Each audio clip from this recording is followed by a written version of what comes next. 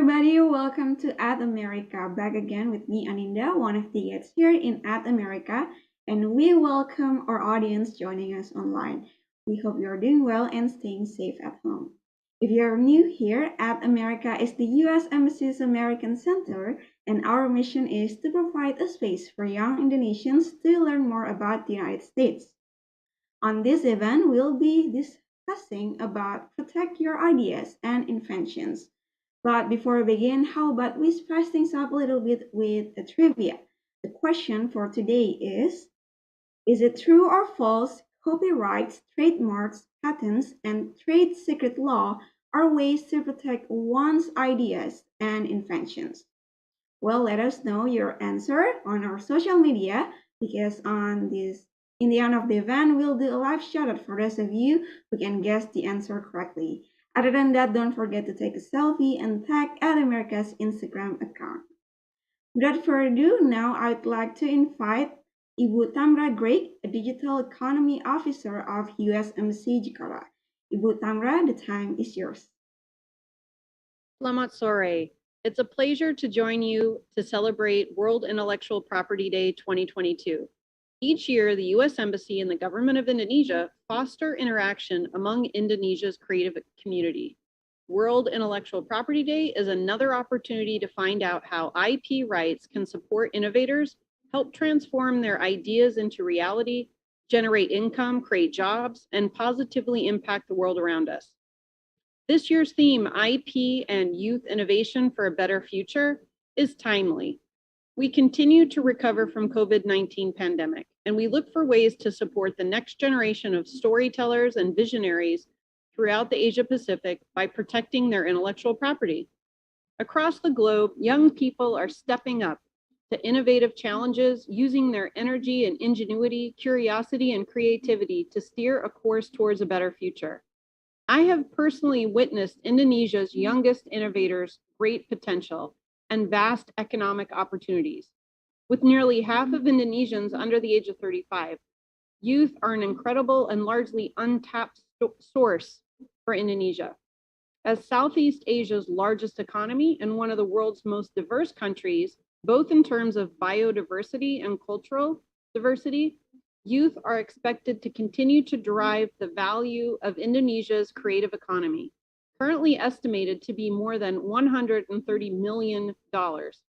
However, we need to ensure that effective regulatory framework is in place to support Indonesia's creative businesses and protect their assets. IP is at the heart of the creative economy. The U.S. is delighted to be a partner on IP and highlight the critical role IP rights are in building a stronger, more competitive and resilient business globally and in Indonesia.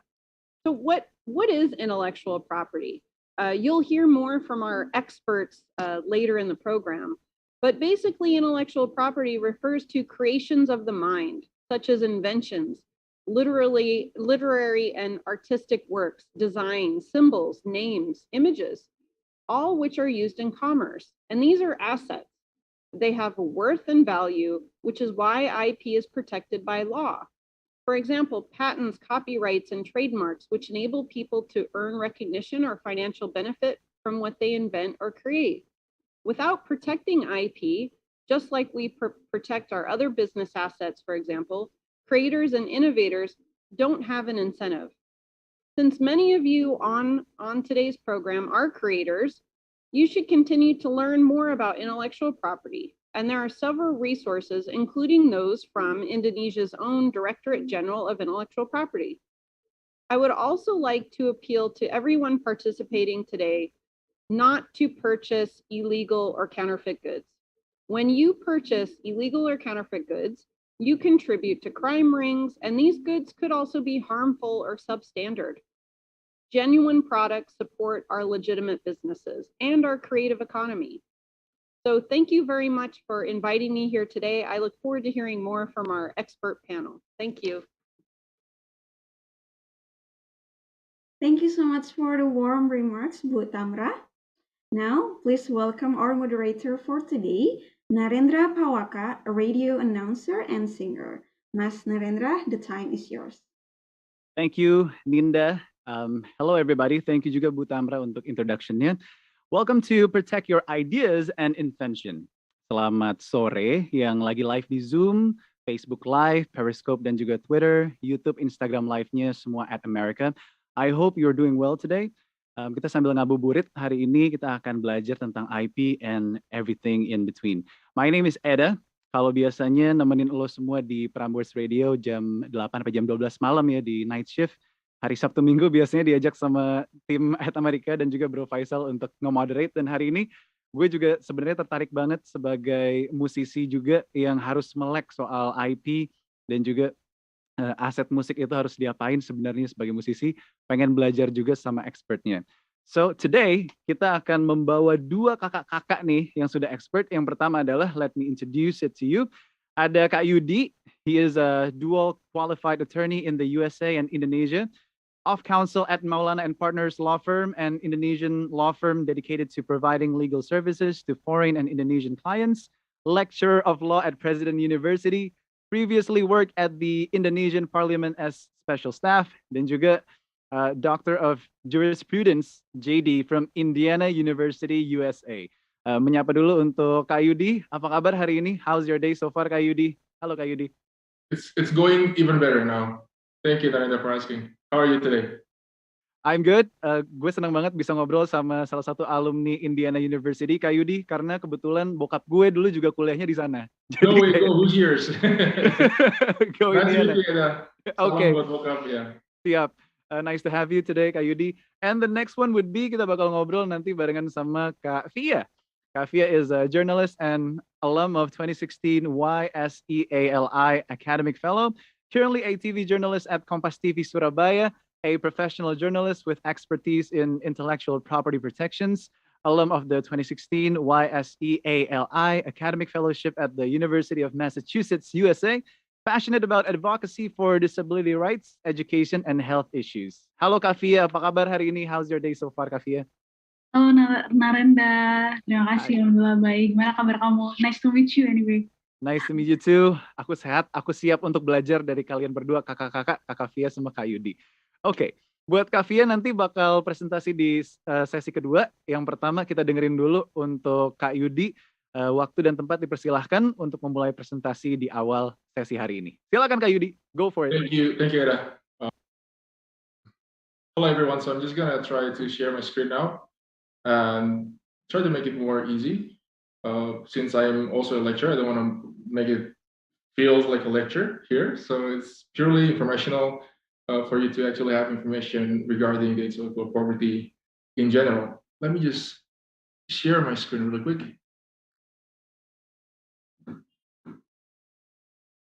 Okay.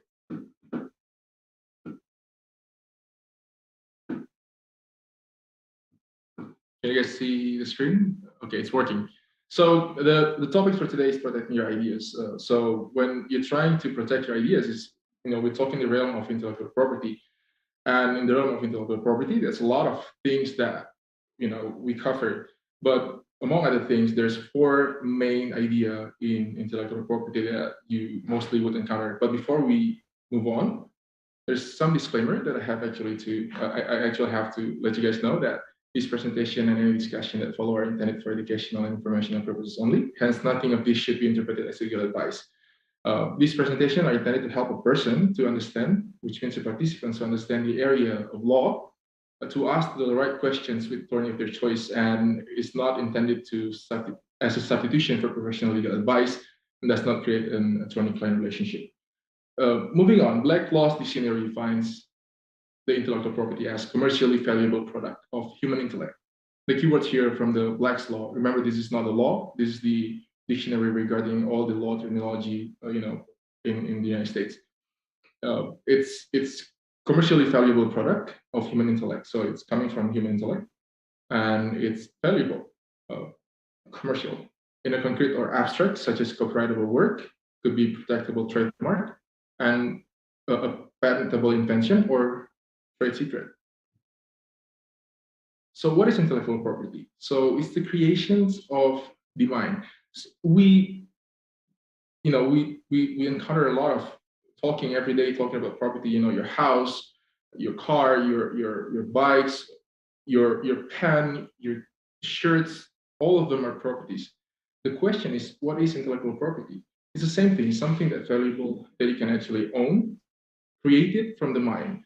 So the question again, how come something that created by the mind could be so much valuable? Because it can be useful in a commercial setting. So you can use the expression of your idea and you can sell it out and you can make money out of it. You know, like Butambra said before on her remarks, rights of intellectual property actually give the creator the recognition and also the financial benefit of their creation. There are four types, again, like I mentioned before, mostly that you would encounter, four types of intellectual property. The first of all is patents. Patents regards to technology. Butambra mentioned about innovations. And then trademarks. Trademarks not limited to just a brand, but also it could be a logo. It could be three-dimensional. It could be two-dimensional.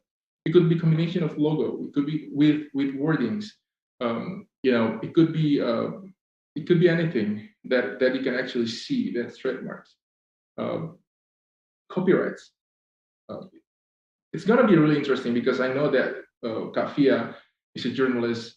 Ed is also a journalist. So the most topics of intellectual property that you guys perhaps mostly encounter would be the copyrights. And this is like, I think it's going to be the most interesting topics of the day. It's about the copyrights, because as a journalist, people produce a lot of artworks, journalism work that bind you as a journalist, or the question would be who owns the rights to your journalism product. Like Via is a journalist for Kumparan, yeah, if not mistaken. Kompas TV. Kompas TV, sorry. Kompas TV. And the question perhaps as a journalist for Kompas TV, your written products, who owns that? And it depends, it's going back to the idea of copyrights. Who can own the copyrights? The creator, or a person who owns the rights who is not the creator, right? And moving for talking about the copyrights in the journalism world, journalism realm, would be depends on the contract between the journalist with the corporation. So the idea is who can own the copyrights, the creator or the owner of the copyrights, who is not the creator. And then we're going to be talking about trade secret as well. It's going to be really interesting. Okay, patents regarding invention. Trademarks is a product or service identity. Copyrights, like I say, expression of idea. Something that you still keep in mind, something that you talk about with your friends. Like, I want to create a podcast. Let's name it, the best of Latin America. But you just talk about it with your friends. It doesn't create any copyright to the title of that podcast. But you have to fix that thing. You have to put it in writing, put it in video, put it in record, or or you create some food, and you create a video of it and you keep it in your drawer or whatever. That already create the copyrights of your final product. It doesn't have to be, publicized. So the keywords on the copyrightable content would be, it doesn't have to be publicized, but it has to be expressed in a fixation. It has to be in a tangible essence. You save it on your computer, you save it on your phone, you save it on anything, you write it down. That's an expression of idea. But if you just think about it, it doesn't create any rights out of your copyrights, if that makes sense. And a trade secret is company secret with commercial value. Overlapping IP protection. Of course, the question will be, okay, we talk about that product. I think that's patent. No. That perhaps trademark. Oh, wait a minute. That's copyright, or perhaps trade secret. To make it more sense to all of you, I have one example. We talk about Coca-Cola here. So when you see Coca-Cola, anyone can participate in the chat. What do you think? Do you think Coca-Cola only has the patent value, or do you think it's the trademarks? Or what do you think about Coca-Cola? When you see this bottle of Coca-Cola, what IP rights do you think that consists in this product?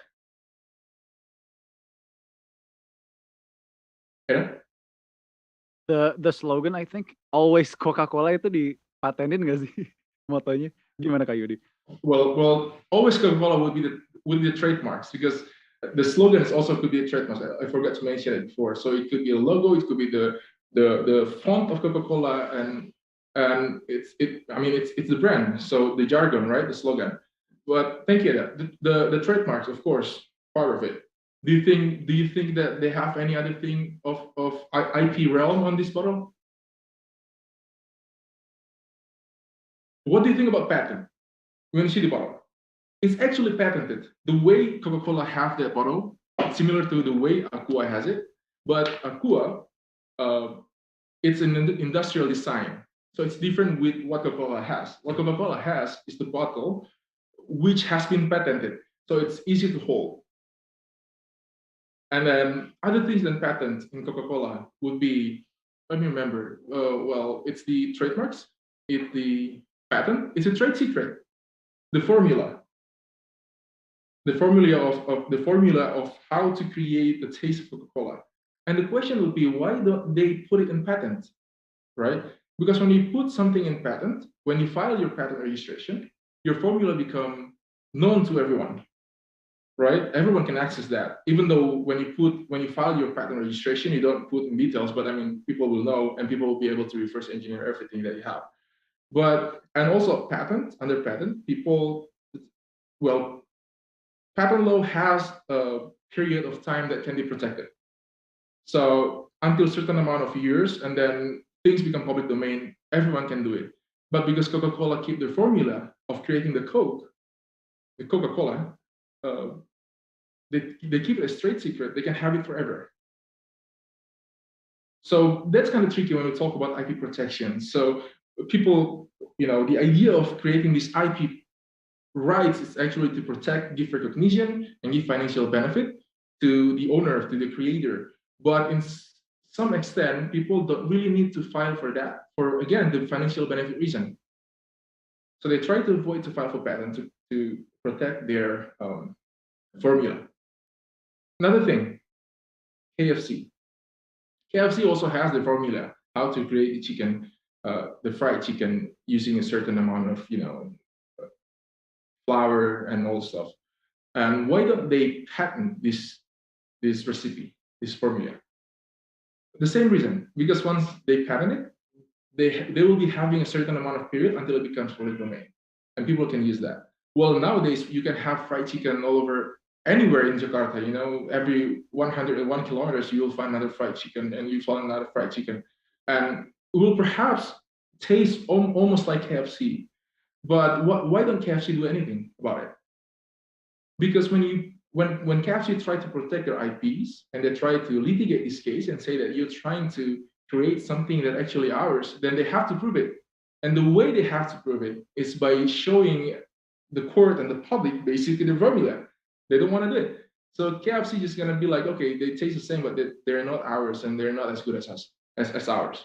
So that's kind of tricky part about IP rights, that you want to protect your IP by perhaps have people know you have the rights, or keep it a secret as part of the trade secret. So how to protect our rights? Fixation and publication, and also recordation, registration, and legal action.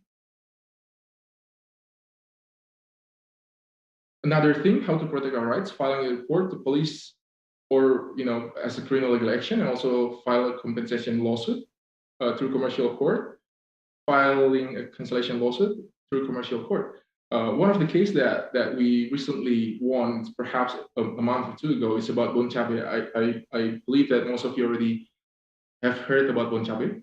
Bon Cabe is our client, and also there's another product in Indonesia called Bon Nori. And we're suing Bon Nori, and we won the case at the Jakarta Pusat, and now in the Supreme, they're appealing at the Supreme Court.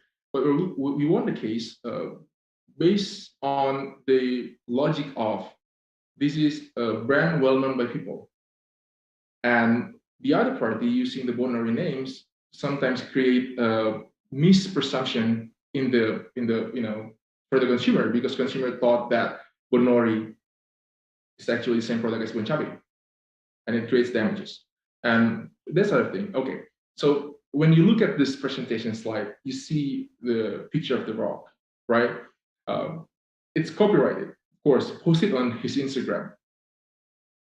And first of all, I can use this because educational purposes only. It's not a commercial seminar, so I can actually use it. But for moral rights, out of copyrights, using people's face or using people's picture, I have to put the resource of the rock here, because copyrights also has a moral right in it. So you have to recognize that. But then, what about this one? Well, Eda is from Prambors, so I, happened to encounter this picture from Prambors. If I take a screenshot from Prambors like this, the same picture, then the resource will be from Prambors FM. The reason is Prambors have an advertisement there, right? It's for commercial purpose. But do Prambors have to ask for the rights to use the picture of the rock? No, because the product that they have here is news. So educational purposes, news purposes, you don't have to ask for the rights to use it. But your moral rights, the moral rights of the owner of the picture, have to be acknowledged by using the source. Like here, Ramos actually mentioned the source of the photos, right, Anna? Makasih loh buat referensinya. Of course. Importance of protecting IP, protect it against infringement, of course, make money out of it, having intangible assets, adding value to your product, innovations, part of patent, and be used as security for loans. And this is a new business here in Indonesia. Mostly in Jakarta now, people can actually ask for credits for loans.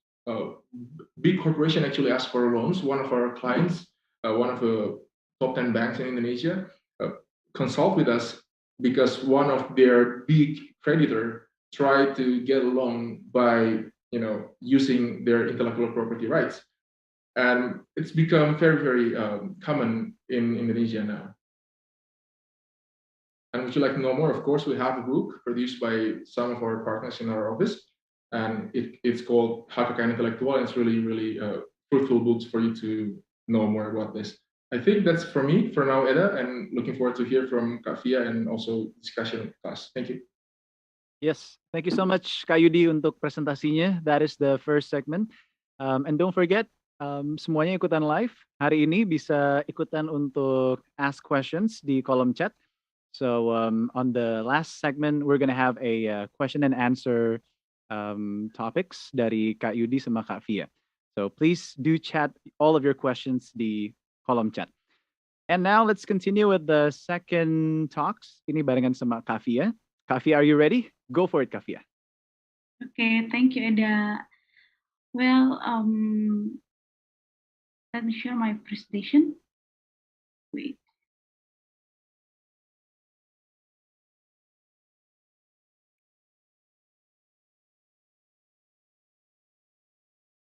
Is it clear? Well, hello everyone. Good afternoon, everyone. Thank you so much for inviting me to this event today. Well, I would like to talk about press publishers' right. Press publishers' right for creating a healthier and stronger ecosystem for press. Well, talking about technology nowadays, that technology is evolving so fast, and each technological improvement has created many kind of new digital platforms, and I think this is good and positive things for everyone, especially for the young generation, because we could use those many kind of new digital platforms as a place for sharing creativity, sharing idea, and hone many kind of skills. But unfortunately, on the other side, this could be a threat for mass media, for mainstream media such as print, electronic media, and online media. Because in the recent years, mass media, particularly mainstream mass media, has experienced wonderful pressure due to the digital disruption. And not only that, but also it also overcomes pressure from various giant big technology companies that take economic potential continuously. And the last is the influence of the new media. And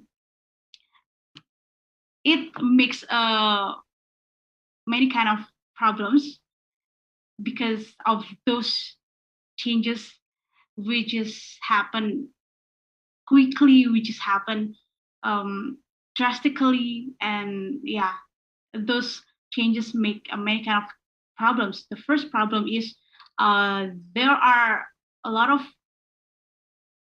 alternative informations that's coming up on the many kind of digital platforms.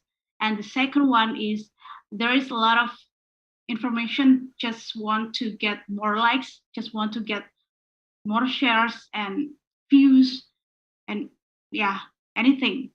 And the third is there's also many contents that just want to be viral, right? And then the last is there is a lot of misleading information and fake news, which is can make conflict with it within society, right? So look at this condition. Mainstream media such as print, online, and electronic media, particularly radio and television, could be transformed quickly, more innovative to enhance technology, to create a healthy competition by creating positive, qualified, and balanced news contents on the digital platforms such as YouTube, Google, WhatsApp, Facebook, Twitter, Instagram, and anything, right? Because if this condition could be created as well, so the society could put trust on your media, right? If your media has got trust from the society, so the end of the result is you can get more advertisement, right? So that's why this condition need government intervention by making a new regulation. And talking about the regulation, last year anyway, in the early of the 2021, particularly on the National Press Day, we have talked about how the importance of the press publishers' right. And the Press Council proposed publishers' rights to the government on the National Press Day. And it was designed to complain publishers that have been losing advertising revenue to online aggregators such as Google as search engine, WhatsApp, Facebook, particularly Instagram, Telegram, and the latest one is TikTok. Press as the publishers claim that digital platforms are taking benefits from using news content without providing a proper compensation, right? And based on data of Press Council that globally tech giants dominate 56% of digital buying advertisement. Meanwhile, 44% are taken by media industry and e-commerce. So that's why Press Council considered that it is unhealthy ecosystem between media industry and digital platforms. So that's why on the October 2021, Press Council proposed to the government press publishers' right in order to prevent and restrict business monopoly in digital platforms. And as I said before, that government should make a special regulation which provides a large room for media industry, particularly mass media, such as print media, television, and radio. And on October 2021, the first draft regulation was submitted to the Communication and Technology Information Ministry.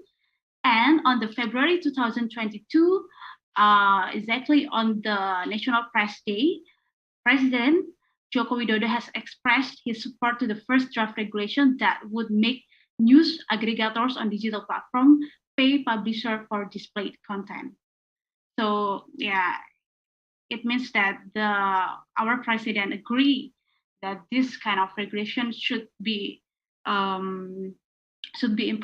implemented as soon as possible, because looking at the development of the digital platforms and many kind of the social media like TikTok, Facebook, WhatsApp, Instagram, Telegram, and Google as search engine.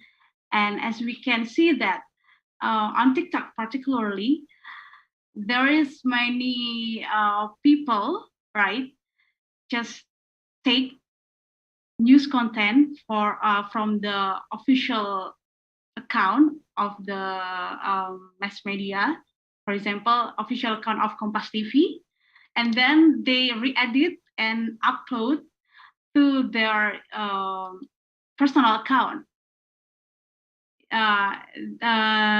It is just for commercial purposes and just for getting new likes, new shares, and new views, many views.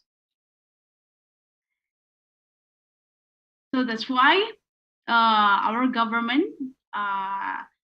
wants to this kind of regulation should be implemented as soon as possible. Just like Mahfud MD as the coordinating political, legal, and security affairs. He said that the government was committed to providing protection to mass media organizations that produce news content while maintaining responsible press freedom and strengthening the role and position of the press in running their business. Meanwhile, Information and Technology Information Minister Pak Johnny G. Plate said that this move was not to handle domination, but to build a healthy ecosystem and maintain a level playing field. And yeah, the legal umbrella regarding press publishers' right will be spread across various laws, including press law, Undang-Undang Nomor 40 Tahun 1999, and then Broadcasting Law, Undang-Undang Nomor 32 Tahun 2022 tentang penyiaran, and Electronic Information and Transaction Law, Undang-Undang ITE Nomor 19 Tahun 2016. And yeah, Jokowi has offered that this move could be implementable by making new law or revising the previous law. But according to the Jokowi, the quickest one is through peraturan pemerintah or government law. And I have a question. Nowadays, does news content have publisher rights? Yes or no, Eda? News contents, does it have a publisher rights? Well, I think so. Setelah mendengarkan apa yang kata Kavia ya tadi tentang press publisher right, betul nggak Kavia? Yeah. As I know that copyright is divided into moral rights and financial rights. So nowadays, yes, news content has publisher rights, but just for moral rights. As you can see on the TikTok, Instagram, and Facebook, if there is another person re-edit and upload news content from other mass media, they just put, well, this is searched by, for example, from Kompas TV, from example from detik.com, and that's it. It's done. It's okay. But what about the financial right? Itu yang penting Kavia.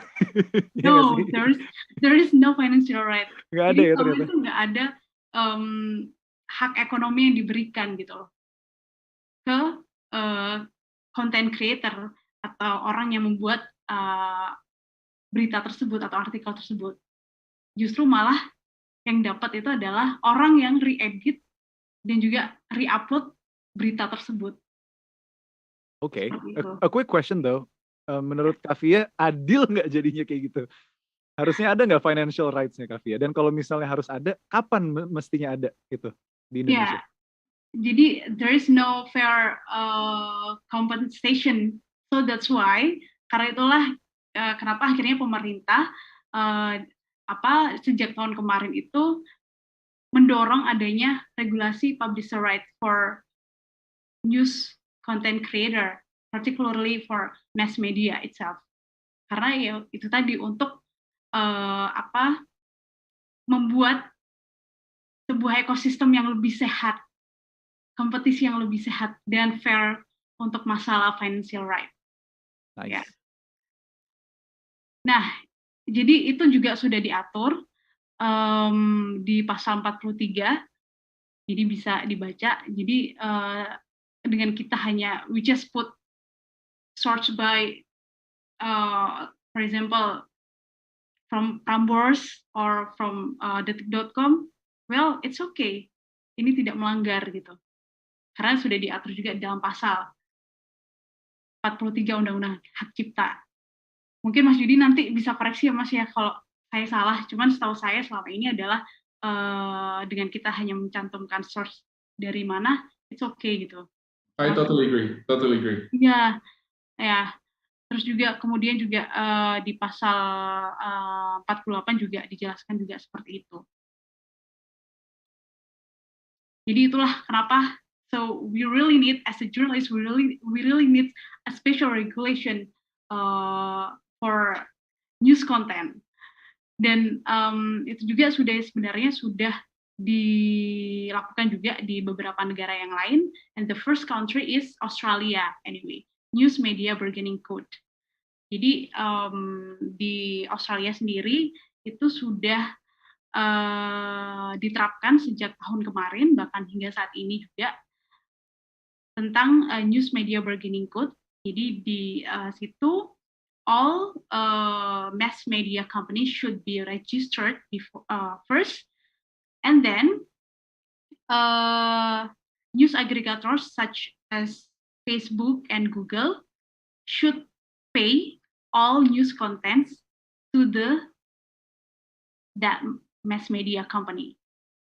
Nah, kalau misalnya ternyata deal-dealannya nggak dapat, nah itu akan ada semacam juri lah di tengah-tengah gitu untuk menyelesaikan masalah financial right yang harus dibayarkan news aggregators kepada perusahaan-perusahaan media di Australia.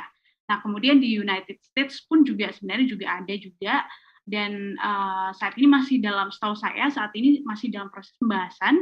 Namanya itu adalah Journalism Competition and Preservation Act. Dan ini juga menuai pro and cons di United States, di Amerika. Jadi ada beberapa media lokal yang tidak setuju dengan adanya special regulation seperti itu, karena mereka menganggap bahwa ini merugikan mereka. Mereka dependent on Google, dependent on YouTube, Facebook to share their news contents. Nah, kalau misalnya ternyata regulasi ini diterapkan, justru ya mereka akan kesulitan gitu untuk share berita mereka, karena selama ini mereka dapatkan like, share, kemudian views itu dari news aggregators semacam YouTube dan juga Google seperti itu. Nah, justru mereka merasa bahwa wah ini akan menguntungkan atau lebih memihak ke media-media besar seperti New York Times, kemudian juga Washington Post, di mana ya mereka akan bisa lebih banyak mengeruk keuntungan dari regulasi ini gitu. Tapi ada juga sebenarnya yang media-media lokal, media-media kecil yang justru mendukung dengan adanya regulasi ini gitu. Jadi emang masih dalam pembahasan dan banyak pro and cons-nya di Amerika.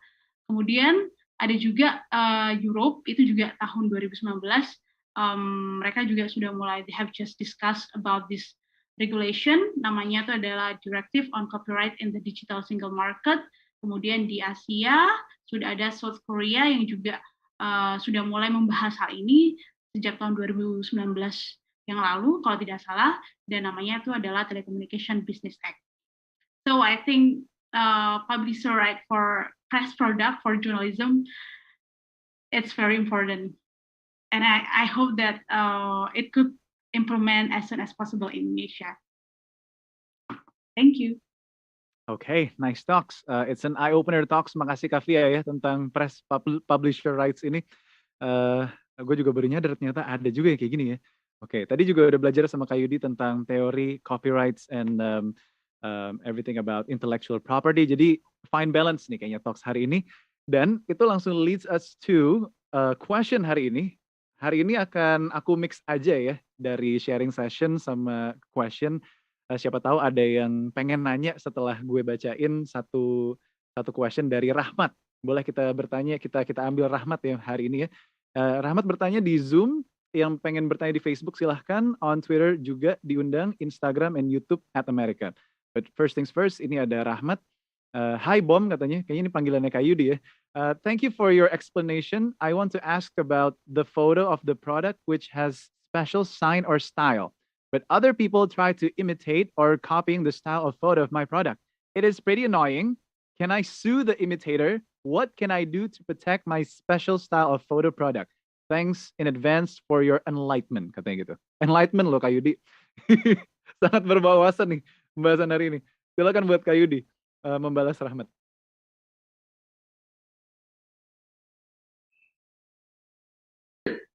Thank you very much, Rahmat. So Rahmat was my friend from college. The last time I met him, perhaps 8 years ago. Rahmat, how are you? The question is about imitating the copying style of a photo of a product. The simple answer to that is no. You cannot sue the imitator just because the imitators copy your style. What can I do to protect my special style or photo product? You cannot protect your style of photo product. If the imitator actually create a new photo using the style of your photo, well, the point from your question that I understand is you are taking the photos from this angle, let's say 45 degrees to the left, and then the imitator actually take the same photo from the same angle to a bottle of coffee, let's say. It's fine as long as they create the photo themselves, and they're not using your photo, they're just using the style, and you cannot protect the style of someone's photo. Thank you, Rahmat. I hope that answers. Eda? Okay, nice. Thank you Kak Yudi. So Rahmat, be ready to stay annoyed, bro. Kasian. Next up would be, aku pengen nanya sebenarnya sih ke Kavia juga. Tadi pembahasan tentang press publisher right ini menarik.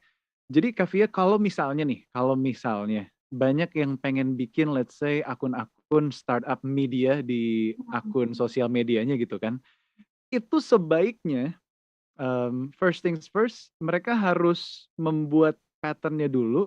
Kalau kata Kak Yudi tadi, register dulu secara benar sesuai dengan hukumnya, atau mereka mulai aja dulu, kemudian kalau misalnya udah gede baru nanti didaftarin. Baiknya itu seperti apa Kavia? Nanti Kak Yudi juga boleh share ya. Oke, kalau menurut saya sih mending dari awal tuh sudah didaftarkan terlebih dahulu. Seperti itu, jadi secara legal tuh ada gitu.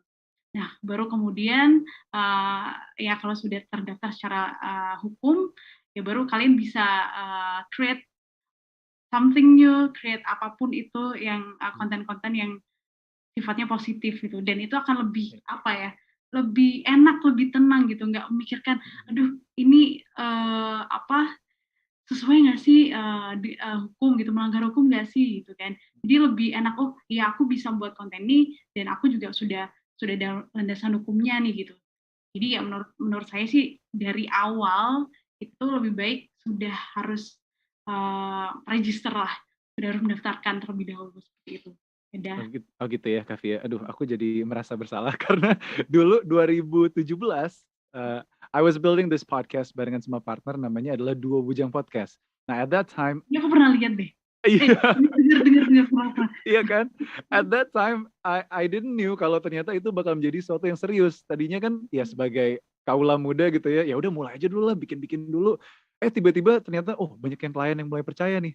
Akhirnya di tengah-tengah baru aku daftarin secara law dan akhirnya bayar untuk mempatenkan si trademark Dua Bujang itu. Gitu sih Kak Via. Jadi maafkan aku kalau dari Kak Yudi, gimana Kak Yudi sebaiknya untuk membuat sesuatu yang baru seperti startup media gitu, apakah langsung diregistrasi saja atau boleh di tengah jalan kayak aku gitu, baru nanti didaftarin kalau memang sudah mulai serius? Gimana baiknya Kak Yudi? Okay, thank you. I think what Fia already said is actually true. And Eda also mentioned about the Dua Bujang podcast, and you've registered it. And when you file for Dua Bujang, it's actually for trademark. So patent only related to something called innovation in technology. But as for when you say the Dua Bujang show, it's a trademark. So you file for the brand, right? And then if you go to a lawyer, and then lawyer will choose the category of your brand, and the lawyer gonna choose the category of, if I'm not mistaken, it's 9 point something or 4 point something for podcast. So you use that brand, Dua Bujang Show, as your podcast. But if now I want to create something called Dua Bujang Distro, can I do that?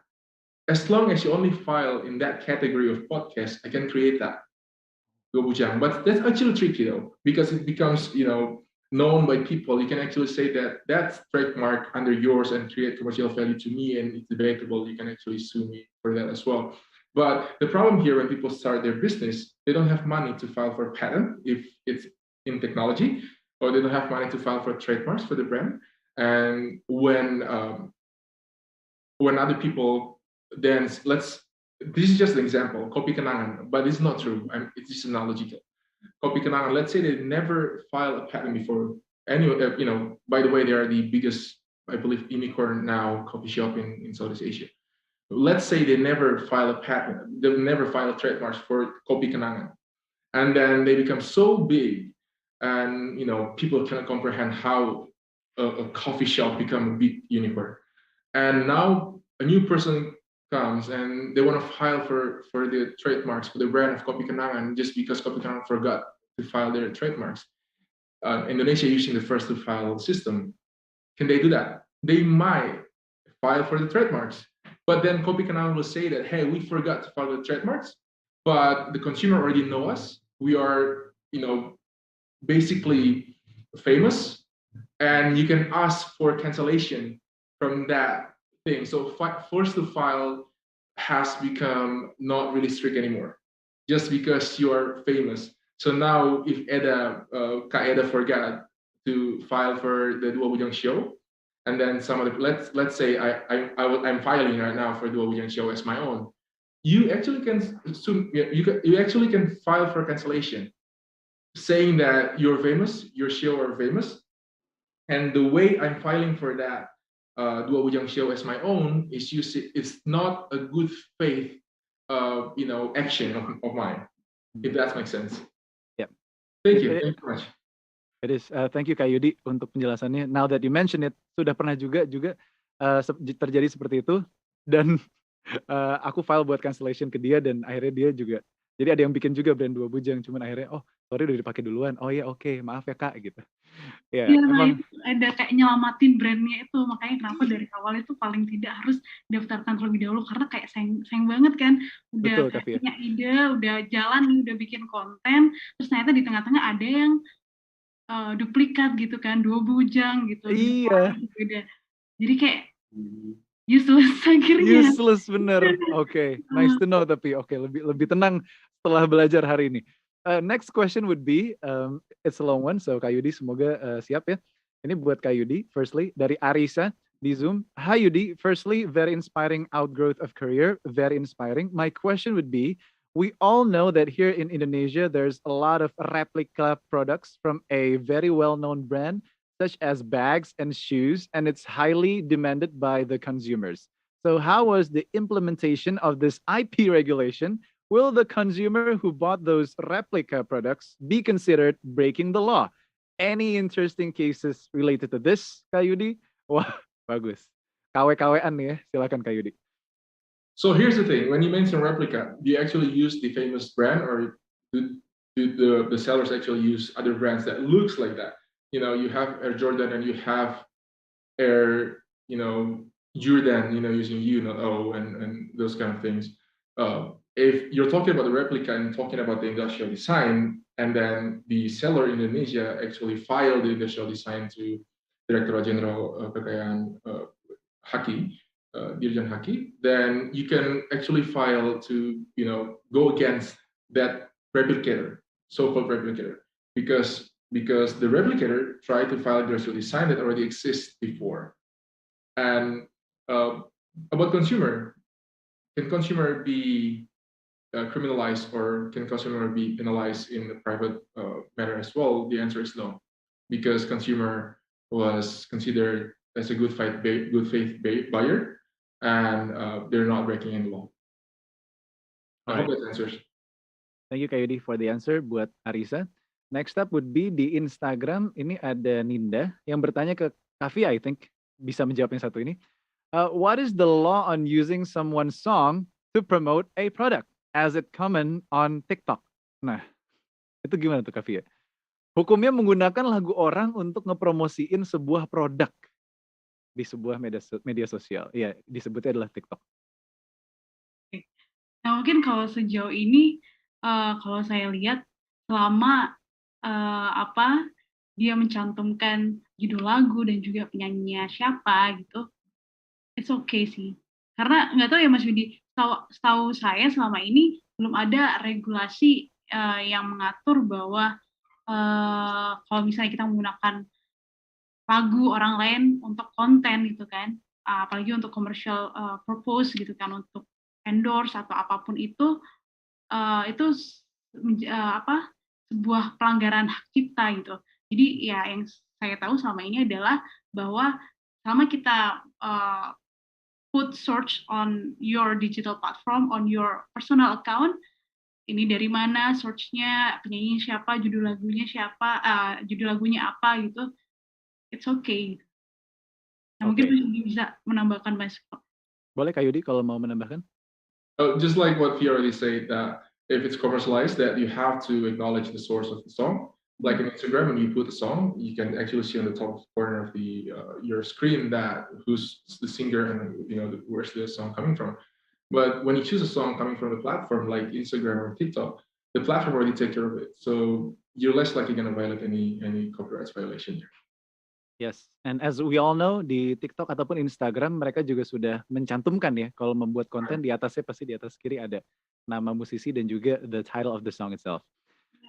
Now that you mention it, Ninda, aku sebenarnya pengen nanya nih, ke Kak Yudi sih personally, sebagai lawyer Kak Yudi, itu insecure nggak sih untuk membuat akun sosial media? Maksudnya gini, gue kalau ngebayangin gue jadi lawyer, saat membuat akun Instagram, Facebook, ataupun TikTok, itu kan pasti ada agreements, terms and agreements tuh panjang banget yang kita nggak pernah baca. Kita klik aja, udah username jadi gitu. Nah kalau Kak Yudi, itu bacain nggak sih gitu-gitu di sosial media Kak Yudi? Well, talking about term and condition, there's a blanket, they call it wrap agreement, blanket agreement, all the stuff that as a lawyer we can actually read argument that it's again, a contract is binding. When you sign a contract, either it's electronically or it's in writing, it's binding. But then a lot of cases in the United States that people can actually argue that you provide something that unreasonable for people to choose in 5 minutes. People can actually read those things in 5 minutes, or people have to click that. That's why now when technology, presents you the electronic contract, you ought to scroll down until the bottom. So they will, make you, or they will say that their system makes sure that they actually read all the things, but they actually just scroll it down and click accept on the bottom. As a lawyer, it's a digital platform. If I want to keep up with the technology, if I want to keep up with the word of social media, then I just need to click accept on all of that. And I never really read those things. As long as Hotman Paris use this, it's safe. Oke, iya ada idolanya berarti ya kalau nonton Paris ya. Oke, kita pakai. Oke, menarik berarti. Makasih loh jawabannya Kak Yudi. Berarti sama saja ya.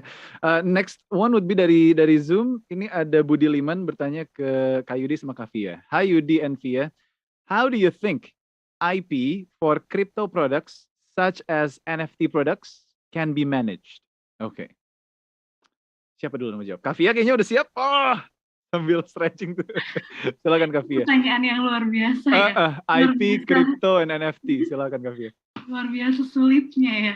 Karena ini saya sendiri pun juga sebenarnya juga masih belajar tentang NFT juga gitu kan. Iya. Lagi ngeraba-ngeraba ini apa aja sih di dalamnya gitu kan. Ya ternyata seru juga, dan kalau menurut saya pribadi bahwa untuk NFT sendiri memang seharusnya harus diatur gitu loh, terutama dalam bentuk regulasi ya.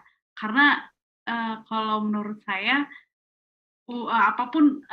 apapun itu, kalau tidak ada hitam di atas putihnya secara official itu kayak kurang kurang afdol gitu loh, kurang dapat vibes-nya, kurang afdol gitu loh. Jadi kayak kalau cuma di dunia maya kurang kurang, wah ini takutnya adalah bisa disalahgunakan juga. Terus yang kedua adalah kurang, ini kok kurang kayak resmi gitu-gitu kan. Nah kalau misalnya ada regulasi khusus yang juga mengatur, ada hitam di atas putihnya tuh bakal oke, ini resmi nih diatur gitu. Jadi bakal bisa dipilah dan juga dipilih juga gitu loh. Mana yang bagus dan juga mana yang enggak gitu. Hitam putih harus jelas ya. Iya. Kalau Kak Yudi, how do you think IP for crypto products such as NFT products can be managed, Kak Yudi? Just want to add what he already said. So, well, again, the NFT products would be like some photos, right? Like the one that becomes really viral, the guy who now has more than 12 million rupees in the currency of the NFT. So again, copyright is an expression of idea.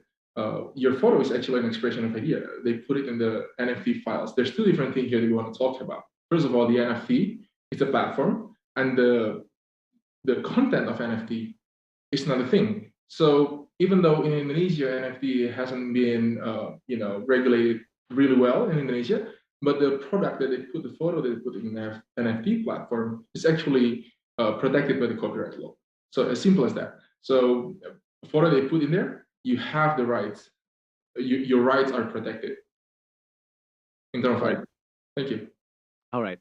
Semoga menjawab ya Budi ya. The next one would be pengen nanya ke Kavia juga sih.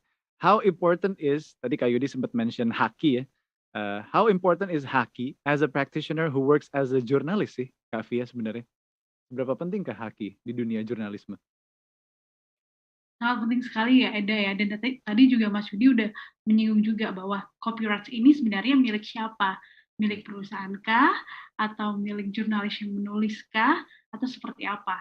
Nah itu juga yang menjadi PR kita bersama ya. PR pemerintah, perusahaan media, dan juga Dewan Pers juga gitu. Karena memang kalau kita ketahui bahwa salah satu persyaratan untuk bisa mendapatkan hak cipta itu adalah keaslian, originality, ya kan? Nah, tapi sejauh ini faktanya di lapangan itu adalah ada beberapa hal. Yang pertama adalah sebagai jurnalis kita menulis sebuah berita dan nggak mungkin langsung tayang di TV, nggak mungkin langsung publish di koran atau di online, tapi pasti harus melalui proses edit terlebih dahulu oleh editor. Ya kan, baru kemudian kalau sudah oke, on air gitu di TV, publish gitu. Nah kalau misalnya ada hak cipta, nah ini milik siapa nih? Apakah pasti akan ada konflik kepentingan kan? Apakah ini milik saya sendiri sebagai orang yang menulis dari awal, atau dari milik dari perusahaan media tersebut? Nah kalau saya melihat jika selama kita bertugas sebagai jurnalis menggunakan fasilitas kantor atau fasilitas dari perusahaan media tersebut, ya artinya adalah hak cipta tersebut milik dari perusahaan tersebut karena kita menggunakan fasilitas yang diberikan oleh perusahaan gitu. Tapi kalau misalnya kita menggunakan fasilitas kita sendiri gitu kan, misalnya kamera sendiri, alat tulis sendiri, alat rekam sendiri, ya itu akan menjadi hak cipta dari diri kita sendiri. Itu yang pertama. Terus yang kedua adalah soal kebiasaan sadur menyadur, copy paste antar wartawan. Nah, ini juga menjadi PR juga gitu. Termasuk teman-teman online terutama TV pun juga ada copy paste juga, copy paste gambar kalau untuk televisi, kalau media online copy paste artikel. Nah, kalau misalnya hak cipta atau publisher right yang mulai digodok oleh pemerintah ini benar-benar diterapkan, nah ini juga menjadi PR bersama nih untuk memastikan bahwa berita yang kamu tulis itu benar-benar kamu yang nulis sendiri gitu, bukan dari proses menyadur atau mengcopy paste dari wartawan lain. Itu sih. Jadi ya kalau misalnya nanti ke depannya regulasi ini benar-benar diterapkan, kalau saya melihat bahwa ini akan bisa menciptakan sebuah pers yang berkualitas.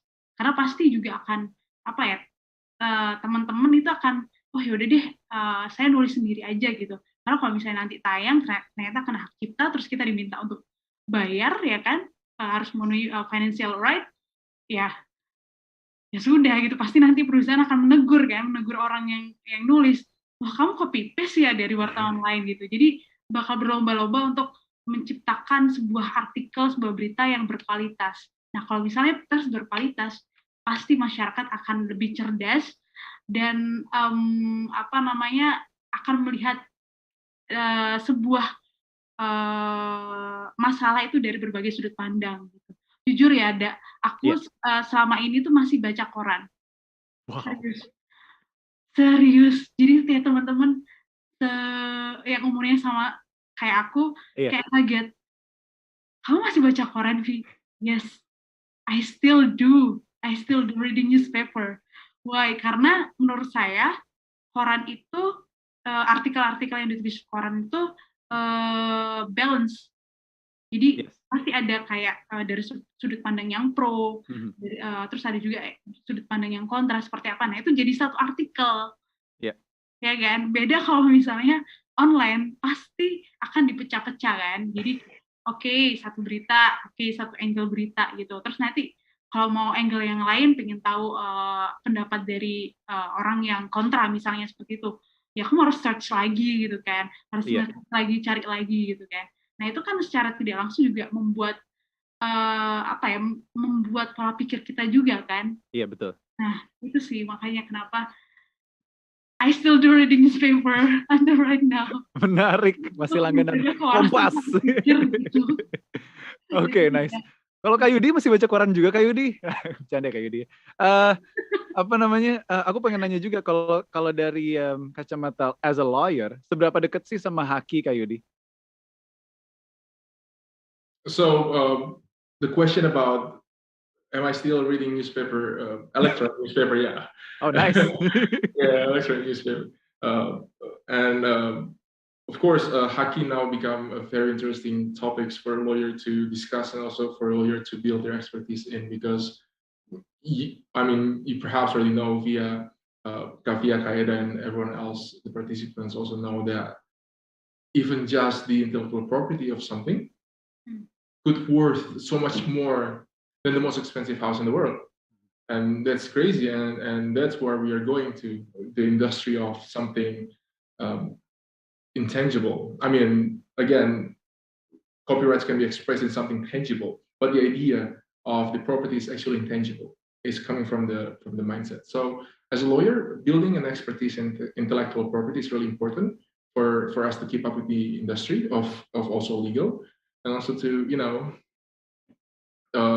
get more clients in the future, because people tend to transact, like I say before, now people file for credit for a loan using their intellectual property. So we need to keep up with the dynamics of the industry. Nice. Thank you for sharing, Kak Yudi. Now, I want to ask personally, karena my other job would be a musician, jadi pengen sharing juga tentang intellectual property di kacamata musisi, Kak Yudi, Kak Via. Jadi pertanyaannya adalah gimana caranya how to make people understand the importance of intellectual property itself. Can you give us a tip? Karena kalau aku boleh sharing, jadi waktu itu kalau di Indonesia ada yang namanya WAMI kan, Wahana Musik Indonesia. Itu adalah basically institusi yang menjaga all of the IPs musisi lokal di Indonesia. Nah, aku sempat ngobrol sama beberapa orangnya, kadang tuh deh ya susah ngajak musisi baru untuk mau mendaftarkan brand mereka atau lagu-lagu mereka ke WAMI ataupun publisher manapun di Indonesia gitu. Karena mereka merasa banyak ya paperworks-nya ya, birokrasinya ya.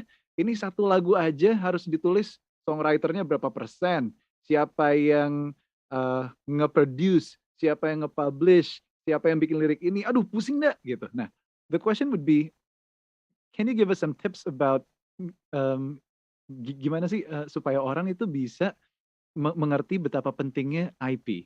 Mungkin Kak Yudi dulu baru Kavia ya. Silakan Kak Yudi. So the question is of how to make people actually the creator, yeah, people in the Mhm. industry, entertainment industry, to understand the importance of the intellectual property. Well, people don't really understand it until they know that it's become valuable, right? Like when you create a song and then the song becomes viral 6 years after that, then you're trying to, try to check all the whatever you have to actually make money out of it because they've seen the song. Uh, uh, uh, a couple of songs coming from Maluku and Papua become really, really well known in Ibu Kota, in Jakarta, in the capital. And the song actually created 6, 7, 10 years ago, and it becomes a problem as well. That's why it's really important for a musician to be part of a label, and label will take care of everything. You probably have heard about they call it LMK, Lembaga Manajemen Kolektif, and those labels, the musician labels, there's a lot of labels here actually in Jakarta or Bandung. You can just go for one that you think is reputable, that know what they're doing, and that your song, they will register your song as well, and to the Lembaga Manajemen Kolektif, collective management institution. So whoever plays a song, you'll get some percentage of it. You don't have to think about it.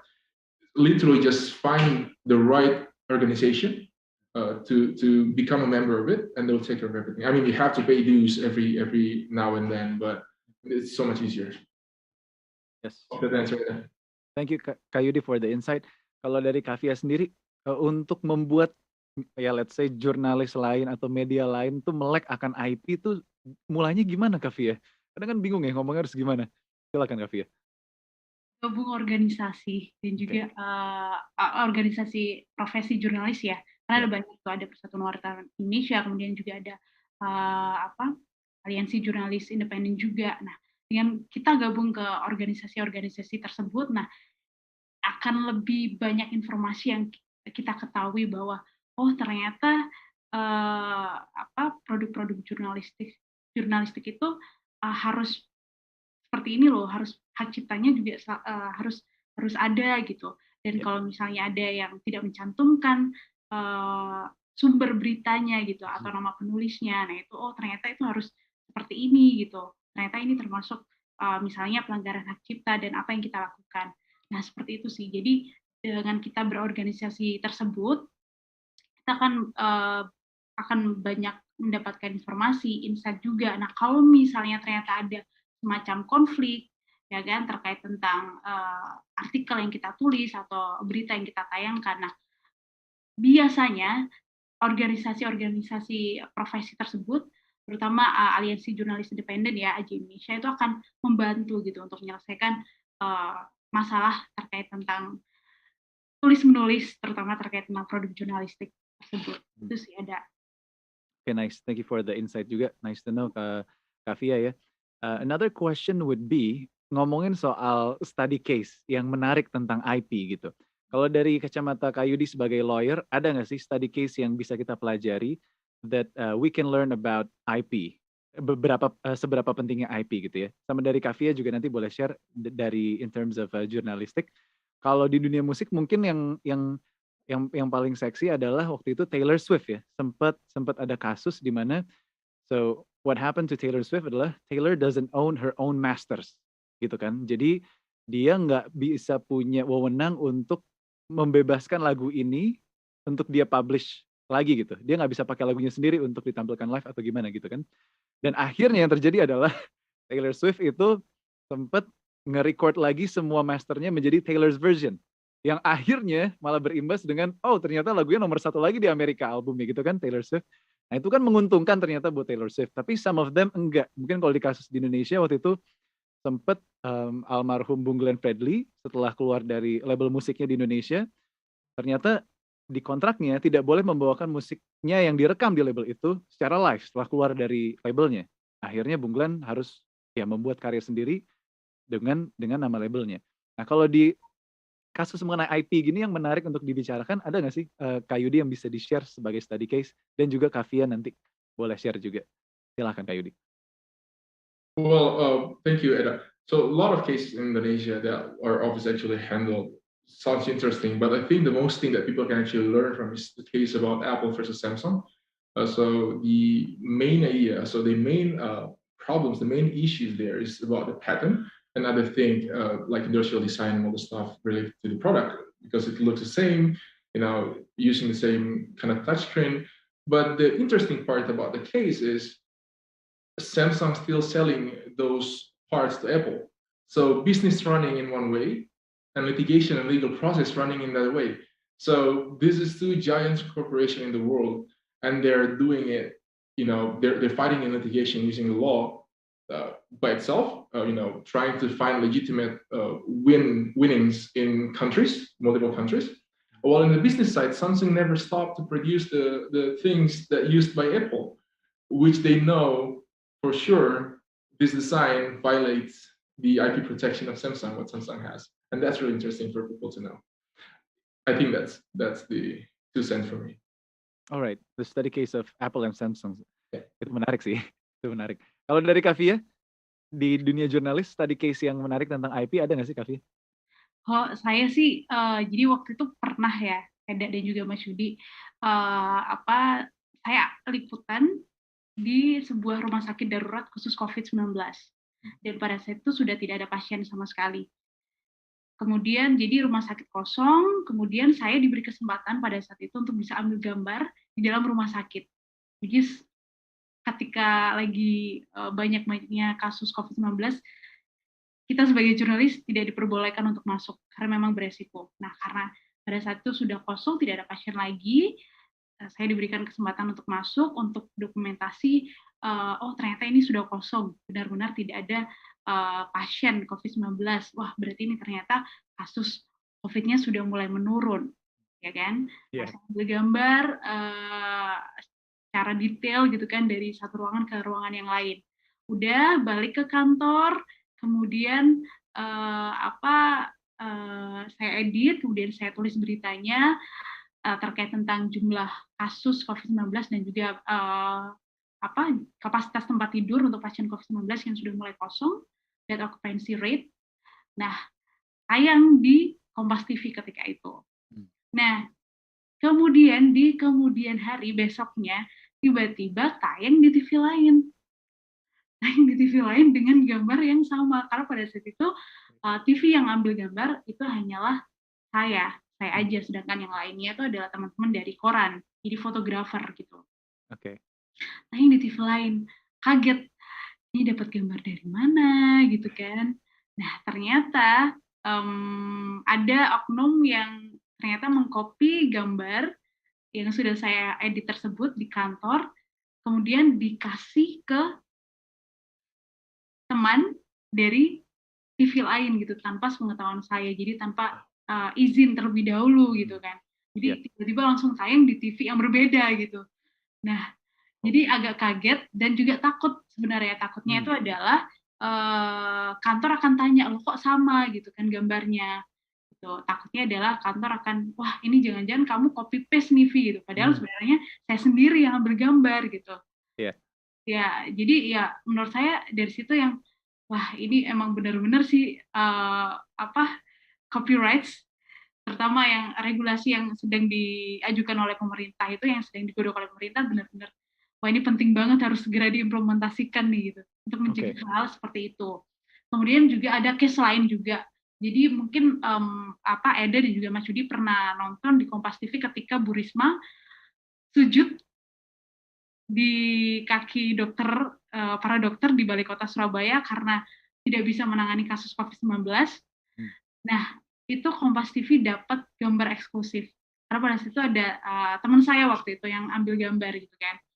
Nah, teman-teman media lain nggak tahu gitu loh. Nah, kemudian teman-teman dari media lain tuh minta ke teman saya. Nah, teman saya tapi pintar gitu kan, lebih pintar dibandingkan saya gitu kan. Pintarnya tuh adalah oke, nggak apa-apa, saya kasih. Tapi dari teman saya tuh diedit dulu, jadi gambar-gambar eksklusif, gambar-gambar yang bagus, yang yang dapat nilai human interest-nya itu nggak dicantumkan sama teman saya gitu. Jadi dihilangkan, jadi diedit, dipilih gambar-gambar yang kayak common video aja gitu, baru kemudian dikasih. Itu sih. Jadi ya itulah pentingnya publisher right.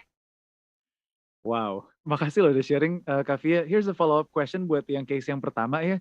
Itu kan gambarnya Kavia akhirnya dipakai TV lain. Nah, solusinya adalah saat itu gimana? Apakah Kavia ngesu atau ya udahlah ikhlasin aja? Gimana sih keadaannya waktu itu? Iya, karena kalau mau menuntut pun juga nggak bisa gitu kan, karena memang belum ada payung hukum ya untuk menuntut secara ekonomi gitu kan, untuk produk jurnalistik ya khususnya. Ya udah akhirnya saya datengin, satu-satunya cara adalah saya datengin oknum tersebut, saya tegur, saya kasih tahu, dan kemudian beliaunya minta maaf ke saya. Itu sih akhirnya. Tapi dari situ akhirnya saya belajar gitu bahwa untuk lebih lebih berhati-hati, kemudian juga ya lebih inilah, oh ternyata seperti ini gitu loh. Bahkan juga saya termasuk sempat menegur juga teman sekantor juga yang memberikan gambar tersebut ke orang lain gitu loh, tanpa sepengetahuan saya gitu, dan ya beliaunya juga sudah minta maaf sih. Wow, jadi solusinya adalah menyamperi oknumnya dan minta maaf gitu ya. Dianya minta maaf Kavia. Wow, oke. Ya, sungguh sebuah solusi sih sebenarnya. Anyways, thank you buat ceritanya Kavia. Ini leads us to another question tentang, kan sesuai dengan judulnya ya, protect your ideas and invention gitu. In this case berarti protect your your own work gitu kan Kavia. Nah, kalau dari Kayudi sendiri, in a simple words, how to protect our own work gitu loh Kayudi. Karena ya kasus yang kayak Kavia nih pasti banyak banget gitu. Ngambil gambar terus sorry ya udah gue take down gitu. How can we protect our own work Kayudi at its best way? Silakan Kayudi. Well, your question actually leads to the topic of copyrights, right? Because we take an example of Kavia's photograph. Yes. I mean, the picture that Kavia has already taken and used by another reporter. So there's the thing there. There's moral value in the product, and there's a copyright value, the commercial value. So if you ask me one sentence, or one sentence is the best way to explain how, as a journalist, protect your copyrightable content would be to understand the value of the content. When another reporter comes to Kavia and then apologize, that solves the moral value, but not the commercial value. And going back to what Kavia has already explained, that the product of your work is actually owned by the company, except for the things that you highlight on your contracts. But mostly, it's actually just the thing that the company actually gives to you and you sign it, right? So the product is owned by the company. And to pursue those commercial value, it's a job of your publisher. But as for the reporter, you have the moral rights, the moral value on the content of the product. That's why you always have your initials on the bottom of the photos, or you have your initials on the bottom of the articles that you wrote. And that's the thing. As a reporter, as a journalist, you have to understand the value of your product, and also you have to understand to what extent you own the rights. At least you own the moral rights of your product. Okay, so to understand the value of your own work, that is important. That is one way to protect your own work and ideas. Nice. Ini juga sebenarnya juga jadi PR juga untuk teman-teman media massa juga ya. Iya.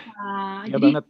Media massa juga untuk, kan kita juga media massa juga sering juga kan mengambil video dari netizen. Ya, kita melihat bahwa kekuatan citizen journalism luar biasa sekali gitu kan. Nah, jadi kadang ada video viral nih.